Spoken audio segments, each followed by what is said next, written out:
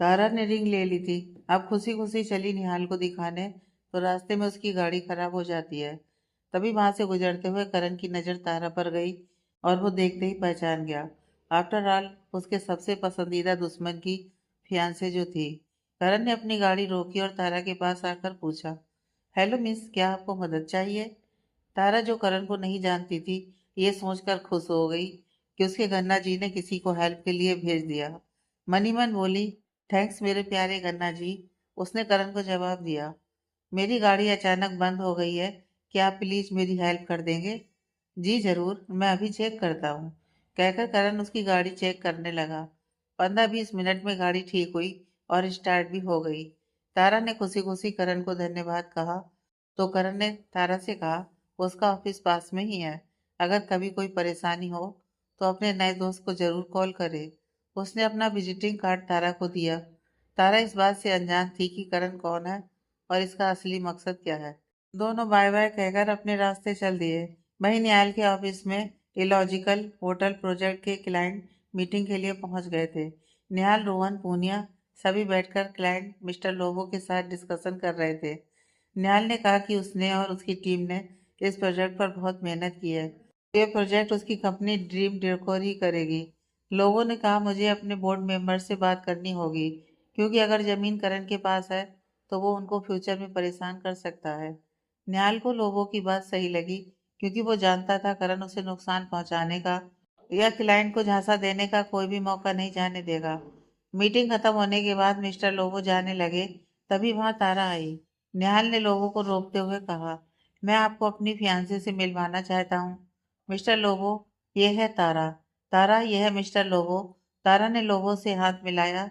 Nice to meet you sir. Nihal ने तारा की कमर पर हाथ रख उसे अपने करीब खींच लिया और बोला, कल हमारी एंगेजमेंट पार्टी है और हम चाहते हैं आप हमारी इस खुशी में शामिल हों। यह सुनते ही तारा, रोहन और पूनिया का मुंह खुला का खुला रह गया और वो आंखें फाड़े निहाल को देखने लगी। पूनिया की नजर तो निहाल के हाथ पर ही टिकी थी, जो कि तारा की कमर पर था। उसने आज तक कभी निहाल को किसी के इतने करीब नहीं देखा था। हालांकि नैना और निहाल ने एक दूसरे को काफी साल डेट किया था, फिर भी निहाल नैना से हमेशा एक डिस्टेंस बनाकर रखता था और आज वो इतने सहजता से तारा के साथ खड़ा था। ये बात रोहन ने भी नोटिस कर ली थी।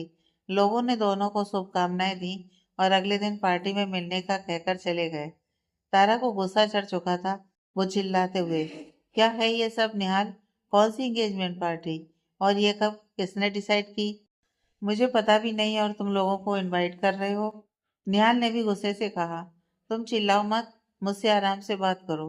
दोनों इस वक्त एक दूसरे की आंखों में देखते हुए गुस्से से तिलमिला रहे थे। तारा बोली, क्यों ना चिल्लाऊं? तुम मुझे ऐसे ट्रीट नहीं कर सकते। जब जो मन आया वही करते हो, मुझसे पूछते तक नहीं। निहाल बोला, मुझे तुमसे पूछने की कोई जरूरत नहीं है। मैंने डिसाइड कर लिया, कल शाम एंगेजमेंट पार्टी होगी तो बस होगी। तारा ने दांत पीसते हुए कहा, कल ही क्यों, क्या है कल शाम को? निहाल ने गरजते हुए बोला, मैं तुम्हें कुछ भी बताना जरूरी नहीं समझता। तुम आखिर हो कौन? यह सुनकर तारा एकदम शांत हो गई और आंखें भर आईं। वो पलटकर निहाल की तरफ पीट करके खड़ी हो गई, ताकि निहाल उसके आंसू देख ना पाए। मगर निहाल ठहरा चालाक लोमड़ी। उसे समझते देर नहीं लगी कि उसने तारा को हर्ट कर दिया है। उसने खुद को शांत करते हुए बहुत आराम से कहा, कल की तारीख काम की वजह से रखी गई है। लोगों का प्रोजेक्ट मेरे लिए बहुत जरूरी है। बस इसी वजह से कल एक आखिरी मौका है इस प्रोजेक्ट को बचाने का। तारा ने वैसे ही खड़े खड़े सिर हिला दिया, पर कुछ बोली नहीं। उसने चुपचाप अपने आंसू पोंछ लिए। तभी निहाल ने बात बदलते हुए पूछा, तुम रिंग लेने गई थी ना, कुछ पसंद आया? तारा उसकी तरफ पलटी और अपने बैग से रिंग का बॉक्स निकाल निहाल के सामने कर दिया। निहाल ने उसके हाथ से बॉक्स लेके जैसे ही खोला, उसका मुंह खुला रह गया। उसने एक बार तारा को देखा, फिर रिंग को देखा, फिर तारा को देखते हुए बोल पड़ा, ये क्या है? तारा ने धीरे से कहा, एंगेजमेंट रिंग है। निहाल ने अपना सिर पीट लिया। उसने तारा की तरफ देखा, जो सिर नीचे किए चुपचाप खड़ी थी। वो अपनी जगह से उठा और बोला, चलो मेरे साथ। तारा बिना किसी सवाल के उसके पीछे चल दी। निहाल तारा को अपने फैमिली ज्वेलर के पास ले गया। उनके पहुंचते ही ज्वेलरी साहब के मालिक खुद चलकर निहाल को अटेंड करने आए। हेलो मिस्टर ओबराय, आप काफी दिन बाद आए। बताइए आपकी क्या सेवा करें? निहाल ने भी फुल एटीट्यूड से कहा। इसके लिए सॉलिटेयर रिंग्स दिखाइए। ज्वेलर ने उन्हें बैठने को कहा और रिंग्स दिखाने लगा। सभी रिंग्स एक से बढ़कर एक थी और कीमत की तो बात ही ना करो। तारा ने वो सब देखी और नामे सिर हिला दिया। निहाल ने ज्वेलर को इशारा किया तो वो कुछ और रिंग्स लाया। निहाल ने तारा से कहा, इनमें से कोई भी एक चुन लो और काम खत्म। तारा बोली, ये सब बहुत बड़ी हैं और मेरे हाथ छोटे हैं। ये सब बहुत अजीब लगेगा और मुझे इतनी चमक धमक वाली भड़कीली रिंग्स नहीं चाहिए। ये डायमंड बहुत बड़े हैं। यह सुनकर निहाल की त्योरियां चढ़ गईं। उसने आंखें दिखाते हुए तारा से कहा, छोटे डायमंड तुम पर सूट नहीं करेंगे। आफ्टर ऑल तुम निहाल ओबराय की फियांसे हो। तारा ने आइस रोल करके कहा, तो तुम ही पसंद कर लो कुछ। जब मैं पसंद करती हूँ तो तुम मुंह बना लेते हो। तुम ही देख लो, जो भी उठाओगे पहन लूंगी। निहाल तारा के करीब आकर बोला, तुम इतनी जिद्दी क्यों हो? कोई भी एक उठा लो तो हम चले यहाँ से। तारा ने भी वैसे ही जवाब दिया, ये नेक काम तुम ही कर लो तो हम चले यहाँ से। निहाल ने आगे बढ़कर रिंग्स देखनी शुरू की। उसकी नज़र एक बहुत ही खूबसूरत फ्लावर शेप के डायमंड पर गई जो कि हैंडमेड थी। उसने वो रिंग उठा ली और तारा को अपने पास आने का इशारा किया। तारा ने उस रिंग को देख मुंह बना लिया, मगर करती क्या, उसने खुद ही कहा था कि जो निहाल उठाएगा वो पहन लेगी। निहाल ने तारा का हाथ बेहद नजाकत से पकड़ा और रिंग उसे पहना दी। दोनों की नजरें एक दूसरे पर थीं। पूरे इंटेंसिटी के साथ निहाल भी कुछ पल तारा का हाथ पकड़े वैसे ही खड़ा रहा। वो रिंग वाकई बेहद खूबसूरत थी और तारा के हाथ पर जच रही थी। ज्वेलर ने कहा, आपकी पसंद लाजवाब है मिस्टर ओबराय। ये सिर्फ इकलौता डिजाइन है दुनिया में जो मेरे खास कारीगर ने हाथ से बनाया है। यह सुनकर अब तारा ने भी अपने हाथ की तरफ देखा और देखती रह गई। बस मुंह से निकला वाओ। निहाल की नजर अब भी तारा पर जमी हुई थी। वो अचानक बोला, ब्यूटीफुल।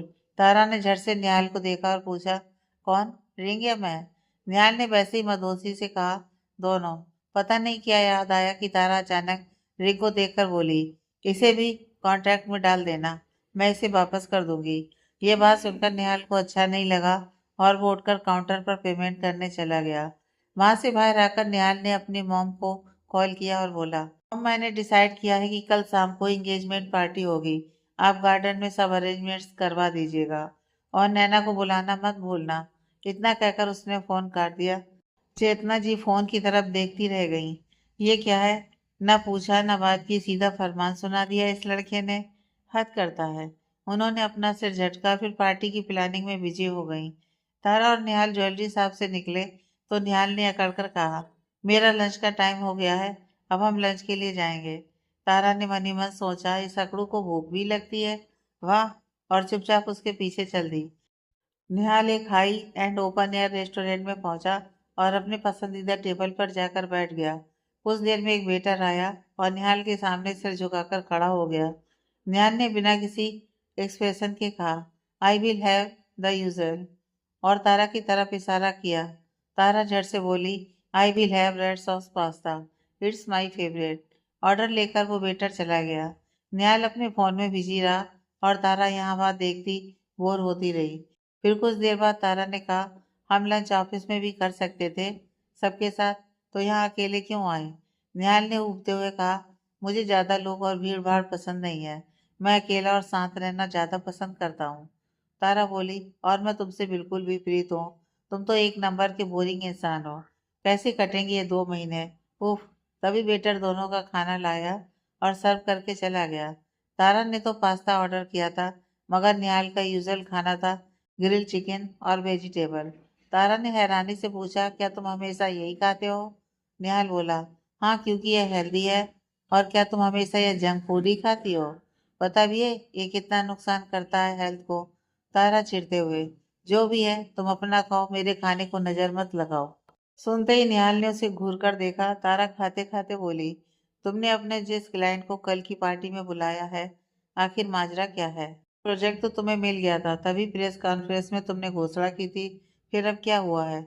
निहाल ने कोई जवाब नहीं दिया और अपना खाना खाता रहा। तारा बोली, देखो निहाल, तुम मुझसे बिल्कुल बात नहीं करते। या तो झगड़ा करते हो या सुनाते रहते हो। ऐसे कैसे चलेगा? कुछ तो बात करो, शायद मैं तुम्हारी कोई हेल्प कर सकूं। यह सुनकर निहाल व्यंग से हंसा और कहा, तो मोरल, तो सुनो, हमारा इकोलॉजिकल होटल प्रोजेक्ट शुरू होने वाला था। इसकी जगह एक होटल बनेगा और उसके साथ एग्रीकल्चरल जमीन डेवलप की जाएगी। इस एग्रीकल्चरल वाले काम के बिना होटल को इकोलॉजिकल का दर्जा नहीं मिलेगा। अब हुआ यह है कि एक घटिया इंसान करण ग्रोवर ने उस जमीन का एक हिस्सा धोखे से गांव वालों से खरीद लिया है और वो चाहता है हम अपना प्रोजेक्ट उसकी जमीन पर बनाएं और उसके साथ अपना मुनाफा भी शेयर करें, और हम ऐसा करना नहीं चाहते। अब आया समझ की दिक्कत क्या है? तारा ने हामी से हिला दिया। अभी वो बातें कर ही रहे थे कि रेस्टोरेंट में नैना और तनिष की एंट्री हुई। शायद वो दोनों लंच के लिए आए थे। ये जगह ही ऐसी थी, एक तो खास लोकेशन जहाँ से समुद्र का खूबसूरत नज़ारा दिखता था, ऊपर से यहाँ का खाना बेहतरीन था। दिन रात अमीरों का आना जाना यहाँ लगा ही रहता, इसलिए नैना तनिष का यहाँ आना कोई बड़ी बात नहीं थी।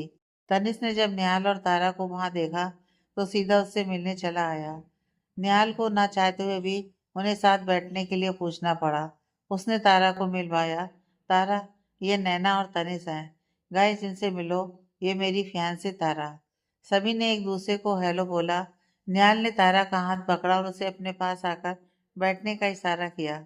तारा, तो मेरे पास आकर बैठो बेबी। नैना और तनिष को साथ बैठने दो। तारा, जो अब तक निहाल के सामने बैठी थी, झट से उठी और निहाल के साथ आकर बैठ गई। निहाल ने उसे खींचकर खुद से चिपका लिया और उसके कंधे पर हाथ रखकर बैठ गया। नजरें नैना पर थीं, शायद वो नैना का रिएक्शन देखना चाहता था, और जैसा उसने सोचा था वही हुआ। तारा और निहाल को एक दूसरे के इतने करीब देख नैना झलमुन चुकी थी और अपने एक्सप्रेशन छुपाने की नाकामयाब कोशिश करने में लगी थी। तनिष्क ने कहा, वाह यार निहाल, तुम्हारा एक रोमांटिक साइड भी है, ये तो हम जानते ही नहीं थे। निहाल ने बस एक स्माइल की मगर कुछ बोला नहीं। तभी तारा बोली, क्या कह रहे हो? निहाल तो इतने रोमांटिक और केयरिंग है कि क्या बताऊं। कभी मुझे अकेला नहीं छोड़ते, और आज अपनी फेवरेट जगह लंच के लिए लाए हैं। नैना की नज़र कब से तारा के हाथ पर, या यूं कहे उसकी रिंग पर थी, और उसका हाथ निहाल के हाथ में इंटरविन था, जो कि बहुत तरीके से टेबल पर रखा हुआ था। नैना तारा को घूरते हुए बोली, तुम्हारी रिंग बहुत सुंदर है। तारा ने भी इतराकर जवाब दिया, वो तो होगी ही, क्योंकि निहाल ने खुद पसंद जो की है। इतना सुनते ही नैना का मुंह गुस्से से लाल होने लगा। निहाल नैना के हर हाव भाव को नोटिस कर रहा था। निहाल तारा के हाथ को पकड़कर अपने चेहरे तक लाया और बड़े प्यार से उसकी रिंग को चूम लिया। बेबी, तुम हो ही इतनी स्पेशल कि तुम्हारे लिए मैंने ये रिंग आर्मेनिया मास्टर्स से बनवाई है, और ये पूरी दुनिया में सिर्फ एक ही पीस है। नैना नकली स्माइल अपने चेहरे पर चिपका कर बोली, तुम्हारी ये साइड मैंने कभी नहीं देखी निहाल, तुम तो काफी बदल गए हो। तारा फिर से चहकते हुए एक्टिंग करके बोली, ओ डार्लिंग, तुम मुझे कितना पैम्पर करते हो। निहाल भी उसके करीब आया और बोला, वो इसलिए डार्लिंग क्योंकि तुम भी दुनिया में एक ही पीस हो, वो भी बिल्कुल ओरिजिनल। कहकर उसने तारा के गाल पर किस कर दिया। किस करते ही दोनों के शरीर जैसे झुंझुना गए। दोनों के लिए ही ये नए एहसास थे जो अभी वो समझ नहीं पा रहे थे। उन दोनों को साथ देख तनिष्क काफी खुश था और मुस्कुराकर उनकी प्यारी बातें सुन रहा था। नैना ने आगे पूछा, तुम दोनों मिले कब थे? निहाल के मुंह से निकला 2 दिन। तभी तारा बात संभालते हुए बोली, 2 महीने पहले मिले थे हम, है ना darling? Nihal, yes yes darling, you are right. Naina तपाक से बोली, ऐसे कैसे निहाल, तुम 2 महीने से लंदन में थे प्रोजेक्ट के लिए, अभी 10 दिन पहले ही वापिस आए हो। तारा ने सफाई से झूठ बोला, हम निहाल के जाने से पहले ही मिले थे, बस फिर निहाल को काम के लिए लंदन जाना पड़ा, मगर हमारी रोज घंटों फोन पर बातें होती थी, पता ही नहीं चला हम कब इतने करीब हो गए। कहते उसने शर्माकर अपनी पलकें झपका ली। तारा को इतनी सफाई से बातें बनाता देख निहाल ने सोचा, मेरे सामने ये कितनी आंखें दिखाती है और अब कैसे बातें बना रही है। मेरा बस चले तो अगला ऑस्कर इसको ही दिलवा दूं। नैना हैरानी से बोली, फोन पर बातें? निहाल और फोन? मेरा मतलब है निहाल को तो फोन पर बातें करना बिल्कुल नहीं पसंद है ना निहाल? ने तारा की आंखों में देखते हुए कहा, एनीथिंग फॉर यू तारा।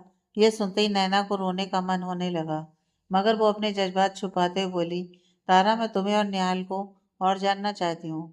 हमें जल्दी जल्दी मिलना चाहिए और साथ टाइम बिताना चाहिए। तारा बोली, हाँ जरूर, जब तुम चाहो। निहाल ने अपनी घड़ी में टाइम देखा और बोला, अब हमें चलना चाहिए, मेरी एक मीटिंग है, चले डार्लिंग। तारा ने भी वैसे ही बनावटी जवाब दिया, हाँ डार्लिंग चलो, तुम्हारा काम भी जरूरी है, बाकी का रोमांस शाम को कंटिन्यू करेंगे। कहकर वो दोनों उठ गए और हाथ पकड़कर बाहर की तरफ जाने लगे। जाते जाते तारा पीछे मुड़ी और उन दोनों से बोली, कल हमारी इंगेजमेंट पार्टी है, आप दोनों जरूर आना, हमें अच्छा लगेगा। एंजॉय योर लंच, तनिष्क ने जवाब दिया, हम जरूर आएंगे तारा, थैंक्स। तारा और निहाल गाड़ी में बैठे और ऑफिस की तरफ निकल गए। निहाल अपने काम को लेकर बहुत सीरियस रहता था और उसके हिसाब से आज उसका बहुत टाइम वेस्ट हो चुका था। गाड़ी में निहाल ने तारा से कहा, तुम अच्छी एक्टिंग कर लेती हो, आज तो मैं मान गया तुम्हें। तारा, हाँ, तुम भी बातें बनाने में माहिर हो। नैना बहुत सुंदर और एलिगेंट है। अब समझ आया तुम उसे इतना प्यार क्यों करते हो। वो तुम्हारी मॉम के लिए परफेक्ट बहू होगी, जैसी उन्हें चाहिए। अमीर, ऊंचे स्टेटस वाली, स्टाइलिश और न जाने क्या क्या। कहते हुए वो अपनी आंखें गोल गोल घुमा रही थी। निहाल ने कोई जवाब नहीं दिया, बस चुपचाप उसको देखता रहा। वहीं दूसरी तरफ करण ग्रोवर के ऑफिस में उसकी असिस्टेंट ने एक बहुत सुंदर फूलों का गुलदस्ता उसके टेबल पर लाकर रखा। सर, ये आपके लिए आया है। करण ने आगे बढ़कर फूलों में से कार्ड निकाला, जिस पर लिखा था, आपकी मदद का शुक्रिया, तारा शर्मा। ये पढ़ते ही करण के चेहरे पर रिवील स्माइल आ गई। उस कार्ड के पीछे तारा की फ्लावर शॉप का एड्रेस था। करण, तुम इस तारा देखते हैं, तुम मेरे किस काम आओगी। चलो तुमसे मिला जाए और उस निहाल को थोड़ा और तंग किया जाए, कहकर वो जोर जोर से हंसने लगा। लंच के बाद निहाल और तारा ऑफिस आए और काम पर लग गए। निहाल ने सबको बता दिया था कि अगले दिन वो अपना प्रेजेंटेशन मिस्टर लोबो को दिखाएंगे, उस होटल का जो कि उन्हीं की जमीन पर बनेगा। पूरी टीम जोश से काम पर लग चुकी थी और तारा भी लैंडस्केपिंग में मदद कर रही थी। कुछ कुछ देर में निहाल और तारा एक दूसरे को चोर नजर से झांक रहे थे। अगर निगाहें मिल जाती तो झेप कर इधर उधर देखने लगते। शाम को सब काफी ब्रेक के लिए उठे, मगर निहाल अभी भी अपने लैपटॉप पर आंखें गड़ाए बैठा था। जब तारा ने यह नोटिस किया तो चुपचाप गई और एक ब्लैक कॉफी लाकर निहाल के पास रख दी। जब निहाल की नज़र अपनी कॉफी पर पड़ी तो उसने मुंह उठाकर आसपास देखा। सिवाय तारा के वहां कोई नहीं था, तो उसे समझते देर नहीं लगी कि कॉफी तारा लाई होगी। उसने कॉफी का मग उठा, हल्की स्माइल के साथ तारा को थैंक्स का इशारा किया। तारा तो जाने कब से निहाल को निहारने में लगी थी। उसका इशारा देख सिर हिलाकर थम्स अप कर दिया। उसे मुस्कुराकर कॉफी पीते देख तारा मनी मन बोली, इतने खड़ूस नहीं हो तुम निहाल, जितना सबके सामने दिखाते हो। जो बात आराम से प्यार से हो सकती है, उसे भी गुस्से में बोलते हो। बट जो भी हो, तुम बुरे नहीं हो। तुम्हारा टच बुरा नहीं है और ना ही तुम्हारी नज़र बुरी है। तुम्हारे साथ बहुत सेफ फील होता है मुझे। ऐसे ही काम करते करते पूरा दिन बीत गया। तभी तारा के फोन पर उसकी बूजी का कॉल आया। हेलो बूजी, कैसी हैं आप? मैं ठीक हूँ बेटा, खाना तैयार है, तुम दोनों कितनी देर में आ रहे हो? ये सुनते ही तारा को याद आया, उसकी बुआ ने निहाल को डिनर पर बुलाया था। बूजी, हम नहीं आ पाएंगे, यहाँ कंपनी में कुछ दिक्कत हो गई है, सारी टीम काम पर लगी है, तारा ने समझाते हुए कहा। मगर बूजी नाराज हो गई, ऐसे कैसे नहीं आ सकते, मैंने इतनी तैयारी की है, तुम दोनों क्या मुझे अवॉइड कर रहे हो? अरे क्या बोल रहे हो बूजी यार, हम क्यों आपको अवॉइड करेंगे, यहाँ सच्ची कुछ काम में दिक्कत हो गई है। मगर बूजी ने कोई बात नहीं सुनी। उन्होंने कहा कि अगर आधे घंटे में वो दोनों नहीं आए तो बूजी ऑफिस आ जाएंगी। तारा ने उन्हें आने से मना किया और कहा, आप यहाँ मत आना, हम दोनों आते हैं, कहकर फोन टेबल पर पटक दिया। तारा उठकर निहाल के केबिन के सामने आई तो अंदर झांकने पर देखा कि निहाल, लैला, रोहन, पूनिया और टीम के तीन चार लोग कुछ डिस्कशन कर रहे थे। तारा सोचने लगी कि ऐसे में निहाल से कैसे बात करे, फिर हिम्मत जुटाकर केबिन में चली गई। तारा ने कहा, निहाल निहाल। निहाल ने झल्लाहट से, हाँ क्या है तारा? तारा, चलो हमें चलना है। निहाल कंफ्यूजन से, कहाँ? तारा, मेरी बूजी ने डिनर पर बुलाया है ना तुम्हें। निहाल, कैंसिल कर दो, यहाँ काम छोड़कर मैं नहीं जा सकता। तारा, तुमने वादा किया था कॉफी के लिए जरूर चलोगे, तो अब चलो, वो हमारा वेट कर रही हैं। निहाल और तारा एक दूसरे को घूर रहे थे। निहाल का बस चलता तो तारा का गला दबा देता, मगर खुद ही वादा किया था कॉफी का, तो अब मरता क्या ना करता। वो अपनी चेयर से उठा और बोला, चलो चलते हैं, बाकी काम मैं आकर कर लूंगा। इतना सुनते ही जैसे वहां खड़े सबको 440 वोल्ट के झटके लग गए। रोहन मुंह छुपाकर हंसने लगा और लैला का तो हार्ट अटैक होने वाला था किसी भी पल। निहाल जाते जाते रोहन के पास से गुजरते हुए बोला, अपनी बत्तीसी अंदर कर ले, नहीं तो सारे दांत तोड़ दूंगा। किसी और पर तो बस चला नहीं, इसलिए जाते जाते रोहन को सुना गया। मगर रोहन ठहरा डीठ, उसे क्या ही फर्क पड़ना था। सब मुंह खोले देखते रह गए कि निहाल जो किसी से सीधे मुंह बात तक नहीं करता, वो तारा के कहने पर उठकर चल पड़ा। उनके जाते ही पूनिया ने रोहन से कहा, ये लड़की निहाल को उसके काम से डिस्ट्रैक्ट कर रही है। ये बिल्कुल भी ठीक नहीं है निहाल के लिए। लैला बोली, ये तो चमत्कार हो गया। मिस्टर निहाल ने तारा को कुछ नहीं कहा और उनके साथ चले भी गए। कहीं ये कोई बहरूपिया तो नहीं आ गया। ये मिस्टर निहाल नहीं हो सकते। इतना सुन सब हंसने लगे। ऑफिस के बाहर आकर निहाल ने गुस्से से तारा का हाथ पकड़ा और घसीटते हुए कार पार्किंग तक लाया। तारा ने अपना हाथ छुड़वाया और बोली, क्या कर रहे हो निहाल, मेरे हाथ में दर्द हो रहा है। निहाल गरजते हुए बोला, अभी जिस तरीके से तुमने सबके सामने मुझसे बात की, वो दोबारा नहीं होना चाहिए, नहीं तो मेरे ऑफिस में कभी कदम मत रखना। तारा हैरानी से, मगर क्यों निहाल, क्या करोगे तुम, मुझे निकाल दोगे? निहाल दांत पीसते हुए, मेरी पेशेंस का टेस्ट मत लो तारा, तुम इतनी रूड क्यों हो? बाहर बुलाकर भी मुझसे बात कर सकती थी। तुम सबके सामने बदतमीजी करने की क्या जरूरत थी?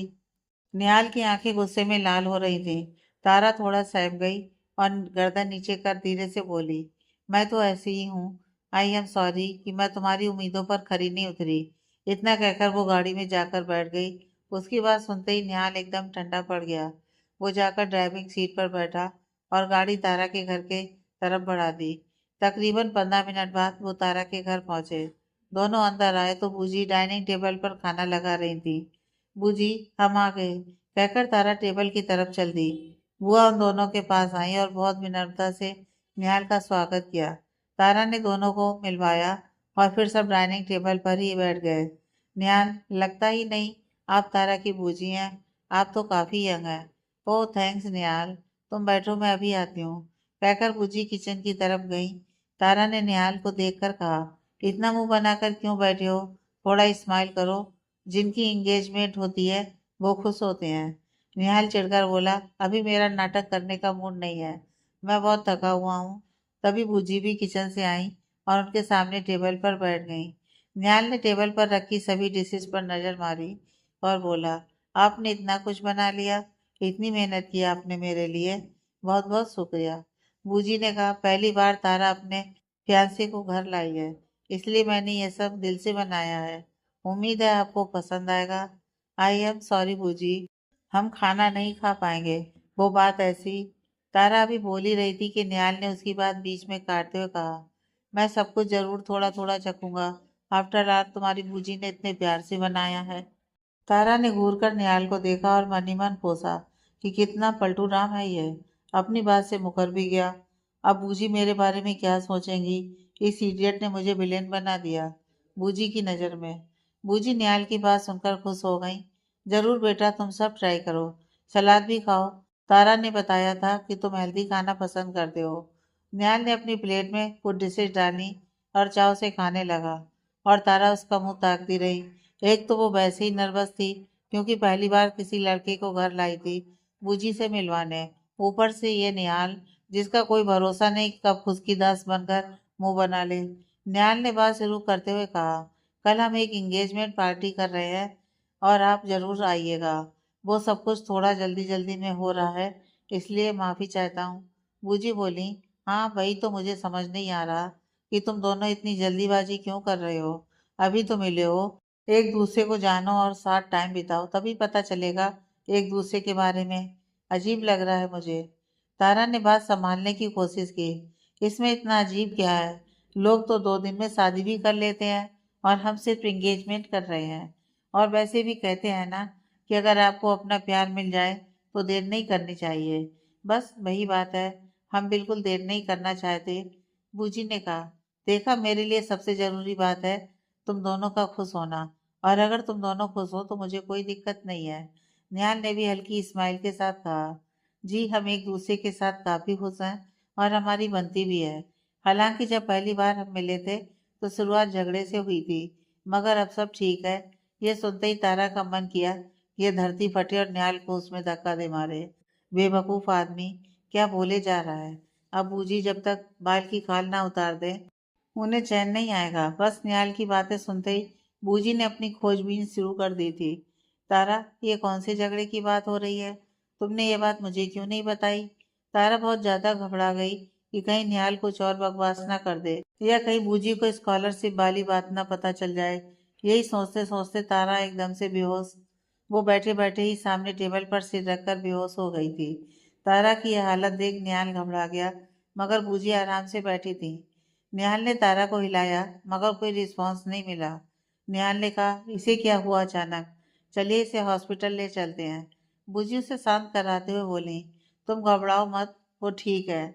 जब भी वो ज़्यादा टेंशन ले लेती है तो ऐसे ही गहरी नींद में सो जाती है। 10 मिनट में अपने आप उठ जाएगी। वो ठीक है। निहाल को समझ नहीं आया कैसे रिएक्ट करे। उसने पहली बार ऐसी बीमारी देखी थी। बूजी ने फिर कहा, वो ठीक है निहाल, घबराओ मत। तुम बैठो, मैं उसके लिए नींबू पानी लाती हूँ। कहकर वो किचन की ओर चली गई। उनके जाने के बाद निहाल ने तारा के गाल पर हाथ रखा और उसे हिलाते बोला, तुम्हारी बूजी गई, अब तुम उठ जाओ और ये नाटक बंद करो। तारा उठो, अब मजाक बंद करो। मैंने ऐसी कोई बीमारी आज तक नहीं सुनी। मगर तारा 10 मिनट से पहले कहाँ उठने वाली थी। तभी वहां शीतल और सोनिया भी आ जाते हैं। बूजी भी नींबू पानी लेकर आई और तभी तारा उठ गई। उसने अपने आसपास देखा। क्या मैं फिर से सो गई थी? निहाल तो बिल्कुल शौक में था। क्या थी ये लड़की? खुद ही बेहोश हुई, फिर खुद ही उठ बैठी। उसे समझ में नहीं आ रहा था कि कहाँ फंस गया है। शीतल और सोनिया भी आकर टेबल पर बैठ गई। तारा ने पूछा, तुम दोनों इस वक्त कहाँ से आ रही हो? शीतल बोली, वो सुबह निहाल थोड़ा जल्दी में थे तो मिल नहीं पाए, इसलिए हम अभी मिलने आ गए। निहाल भी आराम से बोला, हाँ वो सुबह कुछ काम था। वैसे आपको पता है ना, कल हमारी एंगेजमेंट पार्टी है, तो आप सभी को आना है। सोनिया खुशी से चहकते हुए, हम जरूर आएंगे जीजू। एंगेजमेंट पार्टी का नाम सुनकर बूजी फिर से बोली, बहुत ज्यादा जल्दी कर रहे हो तुम दोनों। कल एंगेजमेंट पार्टी और ऐसा ना हो अगले हफ्ते शादी। तारा ने इरिटेट होते हुए आंखें बंद की। बूजी, आप क्यों बार बार ऐसे बोल रही हैं? बुआ जी को गुस्सा आ गया। उन्होंने कहा, तारा तुम एक काम करो, फ्रिज से निहाल के लिए चीज केक ले आओ और उस पर चेरीज भी लगा देना। शीतल, सोनिया, जाओ तुम भी इसकी मदद करो। तारा समझ गई कि अब बूजी निहाल को अकेले में कुछ कहेंगी। वो निहाल को अकेला नहीं छोड़ना चाहती थी। उसने बहाना बनाया, निहाल को चीज केक नहीं पसंद, आप रहने दो बूजी। ये सुनकर बूजी ने तारा को आंखें दिखाई और उसी वक्त वहां से जाने का इशारा किया। तारा जाना तो नहीं चाहती थी, मगर फिर भी उठकर जाने लगी। उसने पलटकर निहाल को देखा तो निहाल ने धीरे से आंखें झपकाकर सब ठीक है का इशारा कर दिया। तीनों लड़कियों के जाते ही बूजी ने निहाल को देखा और बिना किसी लाग लपेट के बोली, काम की बात पर आते हैं। कहते हुए उन्होंने निहाल की प्लेट में स्टफ वेजीज सर्व कर दिए और कहा, तुम खाओ और मैं बात करती हूँ, क्योंकि मैं बहुत मुश्किल से नॉर्मल रहने की कोशिश कर रही हूँ। निहाल ने हामी से रिलाया और उनकी बात सुनने लगा। सुनिए मिस्टर निहाल, मैंने हमेशा तारा का साथ दिया है। मैंने कभी उसके किसी फैसले पर सवाल नहीं किया। मुझे नहीं पता वो तुमसे सगाई क्यों कर रही है, क्योंकि वो ऐसी लड़की बिल्कुल नहीं है जो 2 दिन पहले किसी से मिले और सगाई कर ले। मगर वो मुझे नहीं बता रही है कि असली बात क्या है और वो ये क्यों कर रही है। निहाल बोला, मैं आपकी फिक्र समझ सकता हूँ। बूजी उसकी बात को बीच में काट कर बोली, नहीं आप नहीं समझ सकते। देखिए, मेरी तारा का पूरा बचपन बहुत तकलीफों से भरा था। निहाल ने पूछा, क्या मतलब आपका? बूजी ने कहा, अगर वो चाहेगी तो तुम्हें खुद बताएगी, मैं ये बात तुम्हें नहीं बता सकती।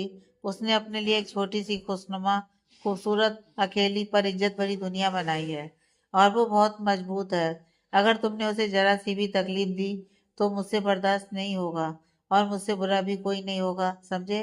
बूजी ने सारी बात धीरे मगर स्ट्रिक्ट टोन में कही थी। निहाल ने बड़ी विनम्रता से कहा, मैं आपसे वादा करता हूँ कि उसे कोई तकलीफ नहीं होगी। मैं तुम पर यकीन कर रही हूँ निहाल, और मुझे लगता है तुम अपना वादा जरूर निभाओगे, बूजी ने कहा। ऐसे ही कुछ देर बैठे निहाल और बूजी बातें करते रहे। निहाल उन्हें अपने काम के बारे में बता रहा था वैसे बूजी को निहाल से कोई प्रॉब्लम नहीं थी। उन्हें निहाल काफी समझदार, तहजीब वाला और अपने काम के प्रति वफादार लगा। हालांकि वो काफी अमीर था, मगर उसने कोई अकड़ या रौब नहीं दिखाया। कुछ देर में तीनों लड़कियां चीज केक लेकर आईं और सब साथ बैठकर खाने लगे। तारा चुप सी बैठी खा रही थी और निहाल की नजरें तारा पर ही थी। बूजी ने जब ये नोटिस किया तो वो बोली, तारा, निहाल आज पहली बार हमारे घर आए हैं। जाओ, जाकर इन्हें अपना रूम दिखाओ और अपनी टेरेस भी। तारा थोड़ा हिचकिचाते हुए बोली, नहीं बूजी, इसकी कोई जरूरत नहीं है। वैसे भी निहाल को देर हो रही है। निहाल ने सोचा शायद तारा असहज हो रही है। जी, फिर कभी देख लूंगा। बूजी बोली, अरे कैसे? पता नहीं फिर कब आओगे। तारा, जाओ, जाकर निहाल को पूरा घर दिखाओ। अब तारा के पास कोई चारा नहीं था। वो अपनी जगह से उठी और बिना किसी एक्सप्रेशन के बोली, चलो निहाल। निहाल चुपचाप उसके पीछे चल दिया। तारा का घर निहाल के घर जितना बड़ा नहीं था, मगर छोटा भी नहीं था। नीचे की मंजिल पर dressing, drawing room, dining room, kitchen और बूजी का कमरा था। पहली मंजिल पर तारा, सोनिया के कमरे और एक गेस्ट रूम था, और सबसे ऊपर एक बहुत बड़ी सी टेरेस जो कि तारा ने खुद डिजाइन की थी। पूरी लैंडस्केपिंग कर तारा ने उस जगह का नक्शा ही बदल दिया था। तारा ने निहाल को पूरा घर दिखाया और आखिर में अपना कमरा। निहाल को तारा का रूम बहुत पसंद आया। पूरा रूम लेवेंडर कलर थीम पर था। एक दीवार पर तारा के बचपन और स्कूल की बहुत सी तस्वीरें थीं, कुछ शीतल और सोनिया के साथ तो कुछ बूजी के साथ। दूसरी दीवार पर उसकी बनाई हुई पेंटिंग्स। निहाल घूम घूम कर पूरा रूम देख रहा था और तारा उसे देख रही थी। उसके बेड के पास एक ओपन बुक कैबिनेट थी जिसमें बहुत सारी किताबें लगी थीं। कुछ किताबें आर्किटेक्चर से रिलेटेड थीं तो कुछ लव स्टोरीज थीं। निहाल ने आगे बढ़कर एक किताब उठाई जिसका टाइटल था PS I love you by Cecelia Ahern. इसका मतलब, तुम्हें ट्रेजिक लव स्टोरी पसंद है? निहाल ने किताब के पन्ने पलटते हुए कहा, मुझे लव स्टोरीज पसंद है। अब उनका अंत हैप्पी हो या सैड, प्यार तो था ना दो स्थानों में। तारा ने जवाब दिया। तारा का जवाब सुनकर निहाल उसके बेहद करीब आकर खड़ा हो गया और धीरे से पूछा, तुम प्यार में यकीन करती हो? क्या आज तक तुम्हें किसी से प्यार हुआ है? तारा ने कोई जवाब नहीं दिया, बस एकटक निहाल की आंखों में देखती रही। निहाल भी उसमें खो चुका था। उसे तारा के आसपास रहना अच्छा लगता था, और एक अजीब सी कशिश थी जो उन दोनों के बीच थी। तारा ने कहा, मेरा छोड़ो, अपना बताओ, तुम्हें तो प्यार हो चुका है ना? तुम नैना से प्यार करते हो ना? उसकी बात सुनकर निहाल ने कहा, तुम्हारी बूजी कुछ कह रही थी, टेरिस के बारे में, वो नहीं दिखाओगी? तारा ने हाँ में सिर हिलाया और टेरिस की तरफ चल दी। निहाल भी उसके पीछे टेरिस पर आया और आसपास देखते ही उसकी आंखें बड़ी हो गईं और चेहरे पर मुस्कान आ गई। मौसम बहुत अच्छा था, हल्की ठंडी हवा भी चल रही थी। तारा ने अपने टेरिस पर बहुत सुंदर फूल और पौधे लगाए हुए थे, जिनसे भीनी भीनी खुशबू ने उस जगह को बेहद खुशनुमा बना दिया। सब तरफ फेरी लाइट्स लगी थी। निहाल जाकर टेरिस के बीचों बीच लगे झूले पर बैठ गया। उसकी मुस्कान तारा से भी छुप नहीं पाई थी। उसने व्यंग से कहा, अरे वाह, किसी की स्माइल तो बहुत अच्छी है और किसी को हंसना भी आता है। निहाल ने बात बदलते हुए पूछा, ये सब तुमने किया है? ये लैंडस्केपिंग करके तुमने इस जगह का रूप ही बदल दिया। काफी टैलेंटेड हो तुम। आई एम इम्प्रेस्ड तारा। तारा ने हल्की मुस्कान के साथ थैंक्स कहा और आसपास देखने लगी। निहाल उठकर तारा की ओर बढ़ने लगा। यहाँ हर तरफ तुम्हारी झलक है, सब कुछ बिल्कुल ओरिजिनल। कहते हुए वो तारा के बिल्कुल पास आकर खड़ा हो गया। जब तारा ने पीछे मुड़कर देखा तो निहाल उसके काफी पास आ चुका था। दोनों को एक दूसरे की धड़कनें साफ सुनाई दे रही थी, मगर मजाल है कि नजर एक दूसरे से हट जाए तो। दोनों एक दूसरे की आंखों में खोए हुए थे कि तभी निहाल के फोन पर मैसेज टोन सुन उसका ध्यान टूटा। दोनों इधर उधर देखने लगे। तारा ने कहा, थैंक्स, तुमने बूजी से मिलकर उनकी परेशानी और चिंता कम कर दी। निहाल बोला, कोई बात नहीं, ये तो डील का हिस्सा है, इसे गेम का पार्टी समझो। तारा ने झट से कहा, yeah right, it's part of the game. Nihal की बात तारा को भी बुरी लगी, मगर उसने निहाल के सामने खुद को नॉर्मल रखा। निहाल ने कह तो दिया था गेम, मगर अब उसे खुद पर ही गुस्सा आ रहा था।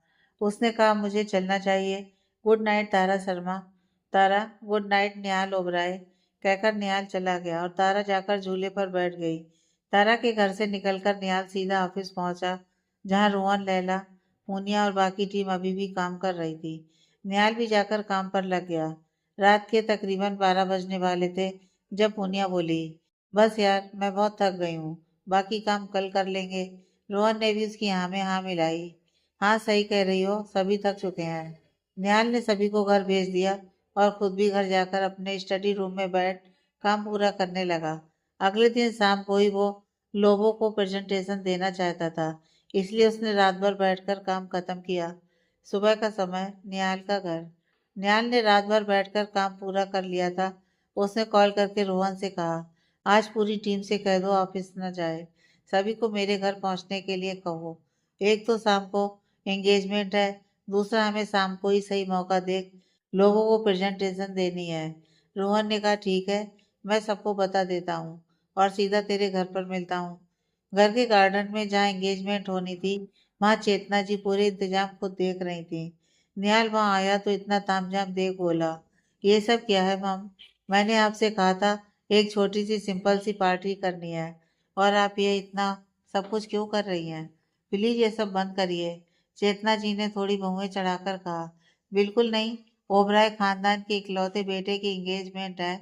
एक तो वैसे ही ज्यादा लोग नहीं बुलाने दिए तुमने, और वो लड़की कहाँ है, क्या नाम है उसका? वो तुम्हारी फियांसे आई क्यों नहीं अभी तक? निहाल ने खींचते हुए कहा, उसका नाम तारा है मॉम, और उसे जब आना होगा तब आएगी। आप उसे परेशान करना बंद कीजिए। निहाल वहां से निकला तो सामने से उसके डैड आते दिखाई दिए। गुड मॉर्निंग डैड, अलकेश जी बोले। सुना है आज तुम्हारी सगाई हो रही है? निहाल, जी सही सुना आपने। अलकेश जी, तुमने मुझे अभी तक उस लड़की से नहीं मिलवाया है, आखिर है कौन? अगर तुम ऐसी हरकतें करोगे तो ओबराय होल्डिंग कंपनी में तुम्हारा फ्यूचर सिक्योर कैसे होगा? निहाल ने व्यंग से कहा, मुझे तो होल्डिंग कंपनी में उसका फ्यूचर ही रिस्क पर लग रहा है। आप मेरी बात माने तो नैना और उसके डैड से बात करके उनका 50% शेयर खरीद लीजिए। ओबराय होल्डिंग कंपनी के दो पार्टनर थे, अलकेश ओबराय निहाल के पिता, और विक्रम खन्ना नैना के पिता। सालों पहले जब ये कंपनी बनी थी तो दोनों पार्टनर ने सोचा था बुढ़ापे में खुद रिटायर होकर सारा काम निहाल और नैना को सौंप देंगे, और इसलिए दोनों परिवार इनका रिश्ता भी पक्का करना चाहते थे। होल्डिंग के शेयर की बात सुनकर, अखिलेश जी, क्या इसी वजह से तुम दोनों का ब्रेकअप हुआ? निहाल ने कहा, अगर मेरी शादी नैना से होती तब भी मैं होल्डिंग मैनेज कर लेता, मगर नैना के डैड बीमार रहते हैं और नैना को होल्डिंग में कोई इंटरेस्ट नहीं है। कहीं ऐसा ना हो वो अपने शेयर किसी और को बेच दे। अखिलेश जी चिढ़कर बोले, होल्डिंग मैं संभालता हूँ तो तुम्हें मुझे ज्यादा नसीहत देने की जरूरत नहीं है। जाकर अपनी खुद की कंपनी संभालो। तुम मेरे फैसले पर संदेह कर रहे हो, जबकि खुद एक ऐसी लड़की से सगाई करने जा रहे हो जिसका ना कोई नाम ना कोई खानदान। कहकर वो आगे बढ़ गए। निहाल को बाकी किसी बात का फर्क नहीं पड़ा, मगर तारा के बारे में कही बात पर गुस्सा चढ़ गया। वो गुस्से से दंदनाता बाहर आया और गाड़ी लेकर तारा की फ्लावर शॉप चल दिया। तारा वहां पहले से मौजूद थी और फटाफट अपना काम निपटा रही थी। निहाल पहुंचकर अंदर गया। गुड मॉर्निंग तारा, चलो मैं तुम्हें लेने आया हूँ, आई होप तुम रेडी हो। तारा ने छोटी सी स्माइल के साथ जवाब दिया, गुड मॉर्निंग, मैं रेडी हूँ, बस 5 मिनट में चलते हैं। यह सुनकर निहाल फ्लावर शॉप में इधर उधर घूमने लगा। तभी पीछे से करण ग्रोवर फ्लावर शॉप आया और सीधा तारा की ओर बढ़ गया। उसने पहले ही निहाल को देख लिया था, मगर ऐसे सो किया जैसे देखा ना हो। हेलो, गुड मॉर्निंग डियर तारा, कैसी हो तुम? करण ने ऊंचे स्वर में कहा, जिससे तारा और निहाल दोनों का ध्यान उसकी तरफ गया। तारा ने जवाब दिया, गुड मॉर्निंग करण, कैसे हो तुम? तब तक निहाल चलकर तारा के सामने आकर खड़ा हो गया और करण से बोला, तुम यहाँ क्या कर रहे हो? करण ने बेफिक्री से कहा, कल तारा ने मुझे फूल भेजे थे, उसी के लिए थैंक्स करने आया था। निहाल ने सवालिया नजरों से तारा को देखा, तुम इस आदमी को कैसे जानती हो? तारा बोली, कल मेरी गाड़ी खराब हो गई थी तो इसने मेरी मदद की थी। निहाल ने पूछा, अगर तुम्हारी गाड़ी खराब हुई तो तुमने मुझे फोन क्यों नहीं किया? तारा ने कोई जवाब नहीं दिया। करण डेविल स्माइल किए दोनों को देख रहा था। वो फिर बोला, तुम एक दूसरे को कैसे जानते हो? निहाल ने कहा, हम दोनों एंगेज हैं। तारा, तुमने बताया नहीं इसे? तारा बोली, क्योंकि ऐसी कोई बात नहीं हुई, मगर तुम दोनों एक दूसरे को कैसे जानते हो? करण झट से बोला, हम एक दूसरे को बचपन से जानते हैं, और तुम दोनों की एंगेजमेंट के बारे में मुझे कैसे नहीं पता? तारा बोली, आज हमारी एंगेजमेंट पार्टी है शाम को, तुम भी जरूर आना निहाल के घर। निहाल ने तारा को घूर कर देखा तो वो समझ गई कि बिना निहाल के पूछे किसी को उसके घर इनवाइट करना निहाल को अच्छा नहीं लगा। करण बोला, मैं जरूर आऊंगा तारा, थैंक्स तुमने इनवाइट किया। क्यों निहाल, तुम्हारे घर आ सकता हूँ ना मैं? निहाल ऊबते हुए बोला, या श्योर, ठीक है मैं चलता हूँ, शाम को मिलते हैं। कहकर करण वहां से निकल गया। उसके जाने के बाद निहाल ने तारा से पूछा, तुम्हें पता भी है ये आदमी है कौन? तारा बोली, हाँ मेरा नया दोस्त। निहाल ने व्यंग से कहा, नया दोस्त? इस आदमी का नाम है करण ग्रोवर और ये वही है जिसने मिस्टर लोबो के प्रोजेक्ट वाली जमीन खरीदी है, वो भी धोखे से। ये बहुत ही घटिया आदमी है और इसका तुम्हारी मदद करके दोस्ती बढ़ाना कोइंसिडेंस नहीं हो सकता। तारा तारा निहाल की बात सुनकर तारा ने अपना सिर पकड़ लिया। उसके मुंह से निकला, मुझे नहीं पता था ये वही आदमी है। इसने मुझे अपना कार्ड भी दिया था मगर मैंने तो उसे पढ़ा तक नहीं। ओह नो, ये मुझसे क्या हो गया? और मैंने एक ऐसे आदमी को शाम के लिए इनवाइट कर दिया जिससे तुम नफरत करते हो। आई एम सो सॉरी निहाल। निहाल ने उसे शांत करते हुए कहा, कोई बात नहीं, जो होना था हो गया। अब से इस आदमी से अलर्ट रहना। अगर तुम्हारा काम हो गया हो तो चलें? निहाल ने पूछा। हाँ चलो, तारा बोली। तारा और निहाल जैसे ही ओबराय मेंशन पहुंचे, पार्टी की तैयारियां देख हैरान रह गए। पार्टी गार्डन एरिया में होने वाली थी और हर तरफ डेकोरेटर अपने काम में लगे थे। तारा ने निहाल से कहा, तुमने कहा था छोटी सी पार्टी है और ज्यादा लोग नहीं होंगे, तो ये सब इतना तामझाम क्या है? निहाल ने आइज रोल करके कहा, मैंने मॉम से मना किया था मगर वो सुनती ही कहाँ है। निहाल वहां से अपनी स्टडी की तरफ गया जहां उसके ऑफिस की टीम ऑलरेडी पहुंच चुकी थी। लैला, रोहन, पूनिया सभी काम में लगे थे। पूनिया सभी को ड्राइंग, कैलकुलेशन और बजट समझा रही थी। कुछ ही देर में तारा भी वहां आई और सबके साथ मिलकर लैंडस्केपिंग पर काम करने लगी। तकरीबन दोपहर तक सारा काम खत्म हो चुका था और प्रेजेंटेशन बनकर तैयार हो चुकी थी। अब सभी को शाम का इंतजार था। टीम के सभी लोग तारा के लैंडस्केपिंग आइडियाज लेकर काफी इम्प्रेस्ड थे। रोहन ने भी खुशी से चहकते हुए कहा, कितनी जल्दी हमने प्रेजेंटेशन फिर से बना ली, इसे कहते हैं ड्रीम डेकोर का काम। वहीं एक तरफ निहाल चुपचाप बैठा सबको देख रहा था, जैसे उसे कोई फर्क ही ना पड़ा हो। तारा ने उसके पास जाकर कहा, कांग्रेचुलेशंस, प्रेजेंटेशन रेडी है मिस्टर लोगों को दिखाने के लिए। निहाल ने बेफिक्री से बोला, ऐसी प्रेजेंटेशन बनाना हमारी कंपनी के लिए कोई बड़ी बात नहीं है। उसके बाद सभी टीम मेंबर्स लंच में बिजी हो गए। निहाल ने सभी को लंच के बाद रेडी होकर गार्डन एरिया में पहुंचने के लिए कहा, क्योंकि शाम के वक्त इंगेजमेंट में मेहमान आने शुरू होने वाले थे। तभी तारा का फोन बजा और उसने देखा शीतल उसे कॉल कर रही थी।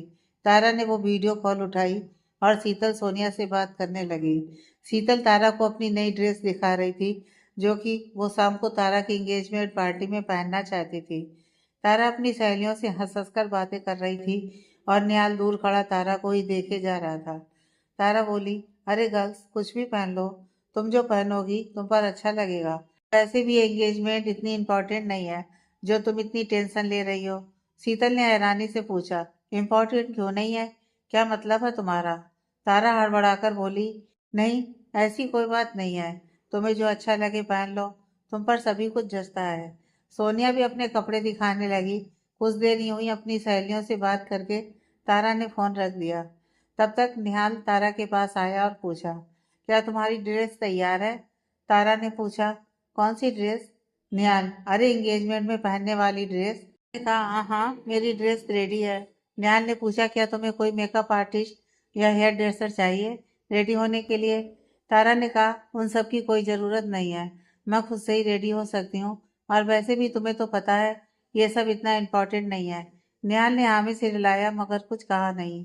तभी वहाँ सीरियस आ गया और निहाल सीरियस के साथ खेलने में बिजी हो गया। कुछ देर में निहाल तारा के पास आया और बोला, गेस्ट आना शुरू हो जाएंगे, चलो तुम चलकर रेडी हो जाओ। तारा ने कहा, ठीक है मैं रेडी हो जाती हूँ। निहाल बोला, आओ मैं तुम्हें गेस्ट रूम दिखा देता हूँ। निहाल उसे गिलास हाउस में बने गेस्ट रूम में ले गया और कहा, तुम यहाँ पर आराम से रेडी हो सकती हो। अगर किसी चीज़ की ज़रूरत हो तो मुझे या बॉबी को बुला लेना, और हाँ एक बार मेरी मॉम से भी मिल लेना।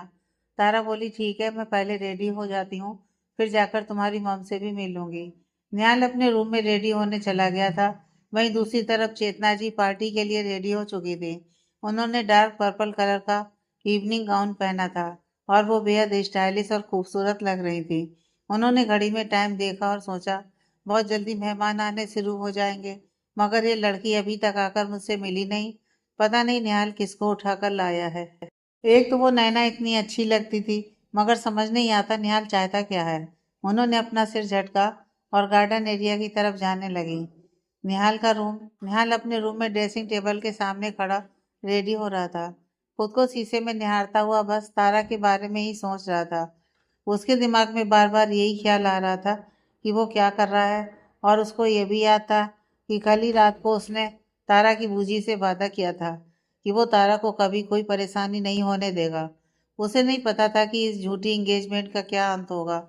वो चुपचाप शीशे के सामने खड़ा तैयार हुआ। डी ब्लू कलर के 3 पीस सूट में निहाल कयामत लग रहा था।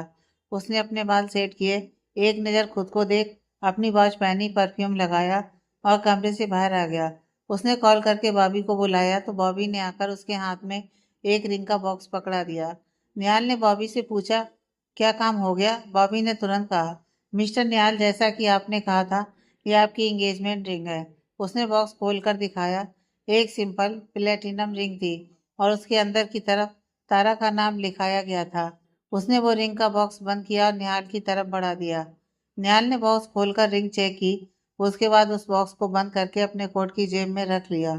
वहीं दूसरी तरफ गेस्ट रूम में तारा ऑलमोस्ट रेडी हो चुकी थी। उसने येलो कलर की बहुत ही सुंदर फ्रिली शॉर्ट ड्रेस पहनी थी। कानों में छोटे छोटे डायमंड ईयररिंग्स, एक हाथ में वॉच और दूसरे हाथ में ब्रेसलेट, पैरों में हील्स पहने तारा बहुत क्यूट लग रही थी। तभी उसके कमरे का दरवाजा नॉक हुआ। बाहर से निहाल ने पूछा, तारा आर यू रेडी? तारा झट से दरवाजे से दूर होकर खड़ी हो गई। उसने दरवाजा खोला और कहा, एक्चुअली आई नीड हेल्प। निहाल ने पूछा, क्या हुआ? Is everything okay? तारा बोली, हाँ। नहीं, क्या तुम प्लीज लैला या पूनिया को बुला दोगे? तारा को घबराई हुए देख निहाल ने फिर से पूछा, व्हाट डू यू नीड तारा? मुझे बताओ क्या हुआ है। तारा ने कहा, वो मेरी ड्रेस की जिप अटक गई है और मुझसे बंद नहीं हो रही है, तो अगर तुम किसी को बुला दो तो। निहाल बोला, सबकी नज़र में तुम और मैं एंगेज्ड हैं। अगर मेरे होते हुए मैं पूनिया या लैला को बुलाऊंगा तो सबको अजीब लगेगा। हमारे ऊपर शक हो सकता है। अगर तुम बुरा ना मानो तो क्या मैं तुम्हारी जिप ठीक कर दूं? आई प्रॉमिस टच नहीं करूंगा। तारा को भी यही बात सही लगी। उसने हाँ में सिर हिलाया। निहाल रूम के अंदर आया और दरवाजा बंद कर दिया। उसने इशारे से तारा को घूमने के लिए कहा। तारा उसके सामने घूमकर खड़ी हो गई। अब तारा की पीठ निहाल की तरफ थी और वो सामने आईने में देख रही थी। निहाल भी सामने आईने से देख रहा था। दोनों की नजरें आपस में मिली हुई थी। निहाल ने बहुत ही नजाकत से तारा की ड्रेस की जिप थोड़ी सी खींचकर नीचे की और फिर आराम से उसको बंद कर दिया। दोनों की नजरें अभी भी एक दूसरे पर थीं। एक भी बार उनका आई कांटेक्ट नहीं टूटा। जब जिप बंद हो गई तो निहाल ने कहा, इट्स डन। तारा ने हल्की स्माइल के साथ कहा, thank you and I am ready. Tara पलटकर निहाल की तरफ खड़ी हो गई। निहाल ने एक नज़र तारा को ऊपर से नीचे तक देखा और देखता ही रह गया। उसने कहा, बहुत सुंदर लग रही हो, वेरी वेरी क्यूट। तारा ने भी हल्की स्माइल के साथ थैंक्स कह दिया। उसने फिर से पूछा, तुम रेडी हो तो क्या हम चलें? तारा ने हाँ में जवाब दिया और निहाल के साथ गार्डन एरिया की तरफ चल दी। तारा को याद आया कि निहाल की मॉम ने उसे मिलने के लिए बुलाया था।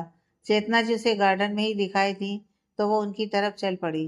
तारा ने उन्हें हेलो कहा तो चेतना जी ने भी मुंह बनाकर जवाब दे दिया।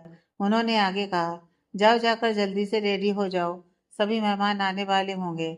तारा ने कहा, मगर मैं ऑलरेडी तैयार हूँ। चेतना जी हैरानी से बोली, ओह नो, क्या तुम ये पहनने वाली हो पार्टी में? तारा ने हाँ में सिर हिलाया, जी यही मेरी ड्रेस है। चेतना जी ने यह सुनकर सिर पकड़ लिया और चिल्लाई, बॉबी, बॉबी जल्दी से जाकर किसी डिजाइनर को और एक मेकअप आर्टिस्ट को बुलाओ। जिस पर तारा ने कहा, नहीं, इसकी कोई ज़रूरत नहीं है। मैंने जो पहना है मैं उसमें बहुत कंफर्टेबल हूँ।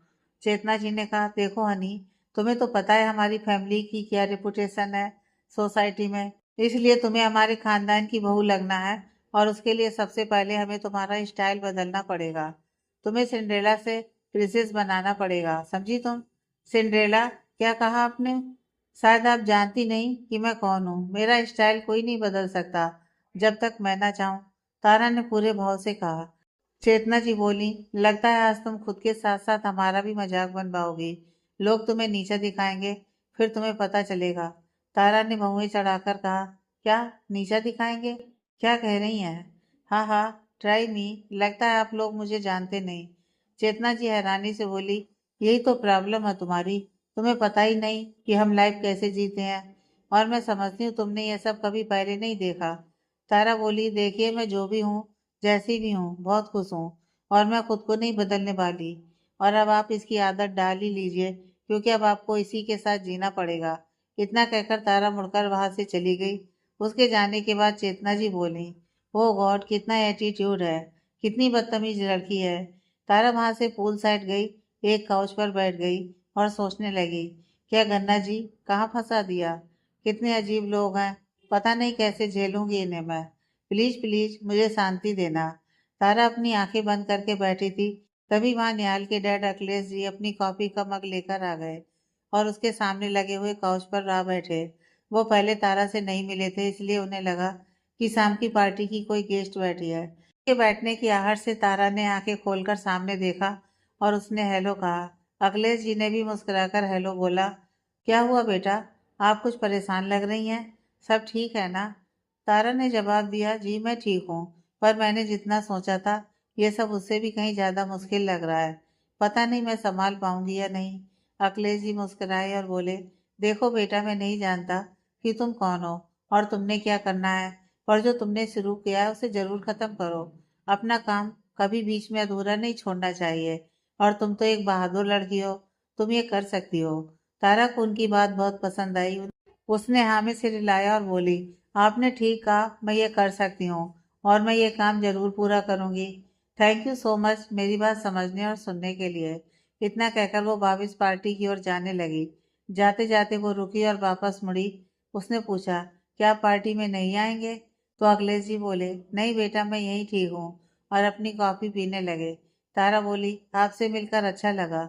अखिलेश जी ने भी मुस्कुराकर कहा, मुझे भी तुमसे मिलकर बहुत अच्छा लगा।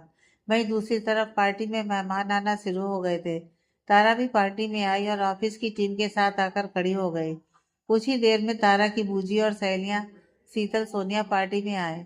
निहाल ने उन्हें रिसीव किया और कहा, आप पार्टी में आए, मुझे बहुत अच्छा लगा।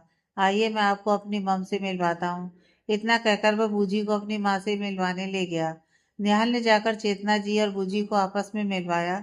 चेतना जी ने एक नजर बूजी को ऊपर से नीचे तक देखा और फिर बोली, ओहो, आप तो बिल्कुल तारा जैसी ही लगती हैं। ये बात बूजी को बहुत अजीब लगी। उन्होंने कहा, आपसे मिलकर अच्छा लगा, मगर आपकी बात का क्या मतलब था? बूजी का सवाल सुन चेतना जी ने कोई जवाब नहीं दिया, बस इधर उधर देखती रही। बूजी को उनका व्यवहार कुछ ठीक नहीं लगा। उन्होंने निहाल से पूछा, तारा कहाँ है? तो उसने कहा, तारा यही है, ऑफिस की टीम के साथ। बूजी बोली, अच्छा तो मैं तारा से मिलकर आती हूँ। इतना कहकर वो तारा की ओर चली गईं। उनके जाने के बाद निहाल ने अपनी मॉम से कहा, ये क्या है मॉम, वो मेरे गेस्ट हैं, क्या आप प्लीज उनसे थोड़ी अच्छे से बात नहीं कर सकती? चेतना जी पूरे एटीट्यूड से बोली, वाट एवर, मुझे ये लोग बिल्कुल पसंद नहीं। निहाल खींचते हुए बोला, जो भी हो मॉम, मगर वे मेरे गेस्ट हैं और मैं चाहता हूँ कि आप उनसे तहजीब से पेश आएं। किसी के भी साथ कोई बदतमीजी नहीं होनी चाहिए। इस बात का खास ख्याल रखिएगा। उसने अपनी मॉम से पूछा, क्या आपने डैड को देखा? वो पार्टी में नहीं आएंगे क्या? तो चेतना जी बोली, उनका ब्लड प्रेशर हाई है और वे आराम करना चाहते हैं, तो अगर वो यहाँ ना आए तो ही अच्छा है। निहाल ने कहा, ठीक है, जैसी उनकी मर्जी। चेतना जी बोली, तुम तारा को छोड़ो, मैं तो चाहती हूँ जल्दी से नैना यहाँ आ जाए और इस तारा से तुम्हारा पीछा छूट जाए। निहाल दांत पीसते हुए बोला, स्टॉप इट मॉम, आप तारा को परेशान करना बंद करिए। चेतना जी बोली, मैंने उसे कुछ नहीं कहा, मगर वो इतनी बदतमीज है और बहुत जुबान चलाती है। निहाल व्यंग से बोला, हाँ आपको तो लगेगा ही, आपको आदत जो नहीं है किसी की सुनने की। सभी गेस्ट को अटेंड करते करते निहाल की नज़र तारा पर गई। वो उसके पास आकर बोला, तारा तुम ठीक हो ना? तारा ने कहा, हाँ मैं बिल्कुल ठीक हूँ, क्या हुआ? निहाल बोला, कुछ नहीं, तुम्हारी बूजी आई हैं, क्या तुम उनसे मिली? तारा ने कहा, हाँ मैं बूजी, शीतल और सोनिया सबसे मिल चुकी हूँ। निहाल ने कहा, आओ मैं तुम्हें अपने कुछ और लोगों से मिलवाता हूँ। और वो तारा को लेकर होल्डिंग और उनकी टीम से मिलवाने चल पड़ा। तभी वहां एक स्टाइलिश कपल मिस्टर और मिसेस कुमार आए और निहाल से हाथ मिलाकर बोला, अरे निहाल कैसे हो? बहुत बहुत मुबारक तुम्हारी एंगेजमेंट के लिए। निहाल ने भी थैंक्स कहा और मिस्टर कुमार से बात करने लगा। मिस्टर कुमार के साथ आई उनकी वाइफ ने कहा, बस भी करिए आप दोनों, हमेशा बिजनेस की ही बातें करते हैं, मैं तो बोर हो रही हूँ। निहाल, तुम हमें अपनी फियांसे से मिलवाओ। निहाल ने कहा, जी जरूर। उसने अपने पास खड़ी तारा को सबको मिलवाया और बताया कुमार उनकी फैमिली फ्रेंड है और साथ में बिजनेस भी करते हैं। इतने में निहाल के फोन पर एक कॉल आया, जिसे अटेंड करने वह थोड़ा साइड हो गया, मगर तारा कुमार के साथ वही बातें करने लगी। तो मिसेस कुमार ने तारा से पूछा, हेलो तारा, तुम कौन सी फैमिली से बिलोंग करती हो? तारा को यह सवाल बहुत अजीब लगा। उसने कहा, मैं समझी नहीं, फैमिली मतलब? तारा की बात का जवाब देते हुए मिसेस कुमार ने पूछा, तुम्हारी फैमिली किस बिजनेस हाउस को बिलोंग करती है? आयरन एंड स्टील या टेक्सटाइल या आर्किटेक्चर या फिर कोई और? आफ्टर ऑल, अगर निहाल ओबराय से तुम्हारी एंगेजमेंट हो रही है, यह होगी तो बिजनेस डील ही। तारा ने हैरानी से पूछा, बिजनेस डील? क्या मतलब? तो मिसेस कुमार ने व्यंग से कहा, तुम्हें नहीं पता क्या? रिच फैमिलीज में दो लोगों की शादी या एंगेजमेंट एक बिजनेस डील ही होती है। तुम कौन सी फैमिली से बिलोंग करती हो और कौन सी फैमिली के साथ तुम्हारा अगली बिजनेस प्रोस्पेक्ट बनेगा, इसी के बेसिक पर ही तुम्हारी आपस में शादी और रिश्ते होते हैं। तो मिस्टर कुमार ने कहा, मैं तुम्हें समझाता हूँ। बिजनेस डील का मतलब है कि अब ड्रीम डेकोर्स कौन सी दूसरी कंपनी के साथ मैरिज करने वाली है, या फिर क्या ओबराय होल्डिंग्स किसी और कंपनी के साथ मैरिज करने वाली है? तुम्हारे पेरेंट्स कौन है और तुम कौन से बिजनेस बैकग्राउंड से आती हो? इतना कहकर वो कपल सरकास्टिकली तारा के ऊपर से नीचे तक देखने लगा।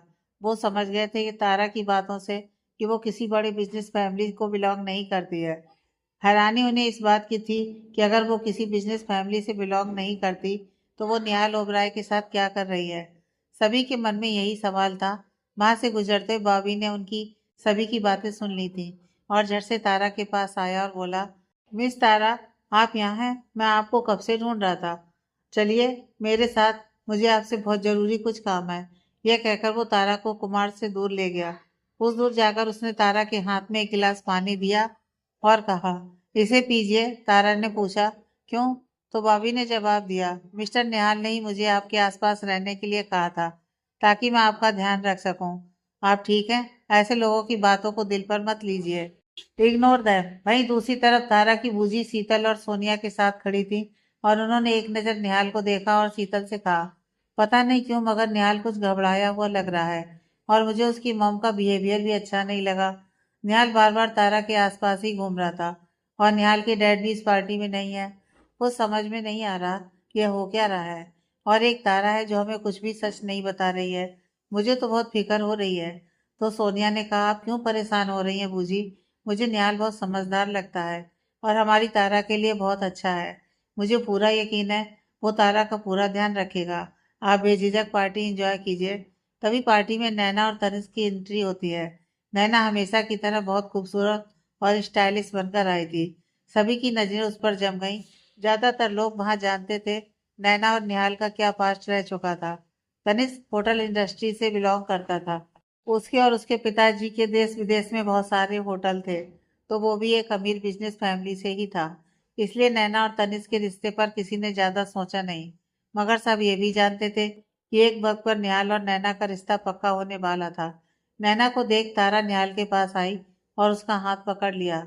डार्लिंग, आओ, तुम्हारे स्पेशल गेस्ट से मिलते हैं। निहाल ने भी सिरे लाया और तारा के साथ तनिष्क और नैना की तरफ चल दिया। सभी ने आपस में हाथ मिलाए तो तनिष्क ने तारा की ओर देखकर कहा, हेलो वुड बी ब्राइड, कैसी हैं आप? तो नैना ने भी कह दिया, बहुत बहुत मुबारक हो तुम दोनों को। फाइनली आज तुम्हारी एंगेजमेंट ऑफिशियली हो रही है। तारा ने भी एक स्माइल के साथ थैंक्स कह दिया। अचानक नैना बोली, अरे तारा, ये क्या, तुम अभी तक तैयार नहीं हुई? चलो आओ मेरे साथ, जल्दी से मैं तुम्हें तैयार कर देती हूँ। पार्टी तो शुरू हो चुकी है। तो तारा झट से बोली, पर मैं तो ऑलरेडी तैयार हूँ। बात को संभालने के लिए तनिष्क ने कहा, हाँ हाँ, तुम तो वैसे ही बहुत सुंदर लग रही हो। नैना ने कहा, ओ सॉरी, एक्चुअली तुमने कोई एसोसीरीज या फैमिली गाउन नहीं पहना तो मुझे लगा तुम अभी तैयार नहीं। तारा ने खींचते हुए कहा, मुझे समझ नहीं आता यहाँ किसी को सिंपल सिटी पसंद क्यों नहीं आती। तभी निहाल तारा के और करीब आया, उसकी कमर में हाथ रख उसे अपनी ओर खींचा और कहा, मेरी जान, तुम मेरी नज़र से देखो, सबसे खूबसूरत हो तुम यहाँ पर। और मुझे तुम्हारी सिंपल सिटी सबसे ज्यादा पसंद है। तुम बिल्कुल परफेक्ट लग रही हो। चलो आओ, मुझे तुम्हें किसी से मिलवाना है। इतना कहकर वो तनिष और नैना को एक्सक्यूज कर निकल गया। निहाल तारा को वहां से लेकर सीधा उसकी बूजी के पास आया और बोला, अब थोड़ी देर तारा के साथ टाइम स्पेंड कीजिए। मुझे एक बहुत जरूरी काम है, मैं अभी आया। और तारा की तरफ देखकर बोला, तुम यहीं रहना, कहीं जाना मत। I have a surprise for you. Tara वहीं खड़ी अपनी बूजी और सहेलियों से बातें करने लगी। तारा की बूजी ने उसे बताया, उसे निहाल की मॉम बिल्कुल पसंद नहीं आई, एकदम नकचड़ी और रूड लगी। तो सभी लड़कियां हंसने लगीं। सोनिया मजाक बनाते हुए बोली, मदर इन लॉज की फाइट, अब तो बड़ा मजा आएगा। Next part.